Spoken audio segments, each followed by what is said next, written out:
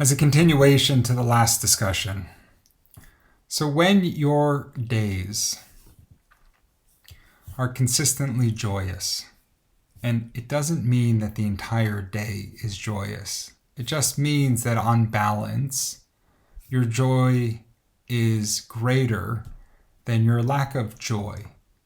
And so you can be sitting in a neutral state. There are a lot of things that we do every day that are neutral, like brushing our teeth would be a neutral action. Sometimes waiting at a bus stop could be seen as a neutral action. And then we have the things that bring us into a low vibrational space that invoke energies of frustration or anger or sometimes guilt and shame. And so those energies need to be counteracted by joy. And so if the joy in your day is on balance greater than the low vibrational energies, such as anger or conflict, then the day can be seen as successful, as in that's an aligned day. As you string together many of these days, and you can ask yourself over the last day, week, month, year, were most of your days on balance joyous? Were they happy days? If you end up stringing together majority of these days as being joyous, and sometimes joy for you may be different from the joy for the person next to you. Your joy may be caring for the elderly or those in need. Your joy may be acts of charity. But your joy could also simply be exercising. Or your joy very much may be literature. It may be going to the movies. There's all sorts of different things that can be seen as joyous, not to be confused with being lazy, but just can be just simply joyous. And if they excite you and you look forward to them and they put a smile on your face and they consistently bring you happiness, right? That would be seen as actions that are on balance, positive for the incarnation. And if you can reflect back on your time spent and say, was the majority of my past year, for example, joyous? And do I feel as if on balance each day is aligned with the divine expression? If the answer is yes, then your incarnation is aligned and the events that are unfolding are happening for you to continue to move you forward. The divine is pulling you now. The vibration, which is that of the Creator, has now found you. You have found it. And that alignment allows each of the events to follow in sync. You see, people speak of just feeling the flow, as if one day seamlessly leads to the next, almost as if the days are just blending together because there's just a continuity to the incarnation. The greatest indication that this is not the case is if you feel like you're battling through each day.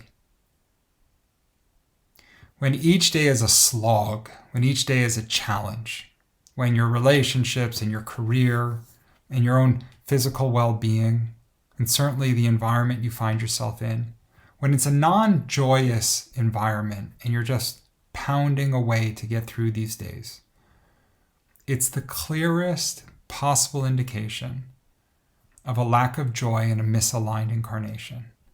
And that is actually by design to make it harder and harder and harder for you to keep going the wrong way, so to speak. If you feel as if you're really just pushing on a string, right? If you feel as if you're just stuck, profoundly stuck, it's the greatest indication of misalignment. And the tips that I offered in the last video and the discussion around finding joy in the moment or going out of your way to deliberately break the cycle and implement joyous activities, things that you remember enjoying or things that you can now learn anew. Maybe you pick up an art class. Maybe you learn a new language. Right? Maybe you go to an elderly home and volunteer your time to play cards with somebody who's lost their family or been forgotten. As you start to implement different things that you can look forward to that are now joyous, you can start to put a break, a separation in the routine that is otherwise unfulfilling for you.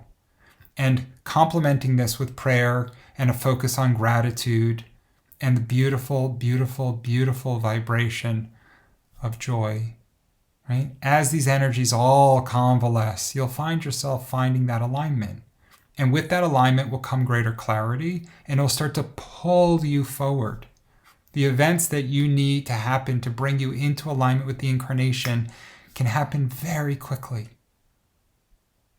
Very quickly. People can turn around their ship in no time at all when they're able to forego the heaviness that has them otherwise stuck or misaligned and choose the positive vibrations that can pull them into alignment.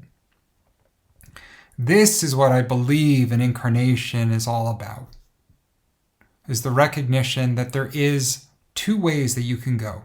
You can always go towards the Creator, or you can go away from the Creator. The divine expression should now be obvious to you. The human expression, or the egoic expression, or many would say the default expression of this realm, is carrying you away from the divine. I think of it metaphorically as swimming in an ocean. If you stop moving your body, you'll sink. The same is true about our path and our way forward. If we just allow the energy of this very dense and heavy realm to weigh on us, it will pull us down. For most incarnates in the modern era, it becomes crucial that we recognize our choices and our vibration through our thoughts and feelings, our words and our actions each day, and ask that simple question: are they of high vibration? Are these joyous? Am I aligned with my Creator? I will say that the period that we have just been through has been a particularly challenging period for all of us. And it is my belief that there is great adversity forthcoming. Great adversity forthcoming. And I believe it is very much by design. And insofar as our vibration is our greatest asset, it can be used either as a shield that protects and moves us forward, keeps us safe, or, if of a lone nature, misaligns us in this incarnation and leaves us more susceptible to the challenges of our days. It's probably the most important message I can offer you on joy. It's particularly important as we go through planetary adversity and as the battle between the forces of good and evil, of light and dark, of positive and negative, of joy and anger, right, of freedom and control, work their way through our realm. Okay? So choose joy. Deliberately choose joy and find others in your space who are likewise joyous. And if you know someone to be joyous but going through a difficult period, lend them an ear. Be a supportive friend. Create communion as you likewise desire them to be in a joyous space with you. Do what you can to express love and bring them forward. Right? This is the gift that some people have who are joyous. It's to spread that joy to others. And this is the greatest advice that I can offer, is focus on this energy. Find ways, as difficult as it may be, it doesn't have to be every day, but on balance, each week, each month, do what you can to reflect on your time, invoking gratitude and aligning with joy. Light and love, everyone. There's more to come.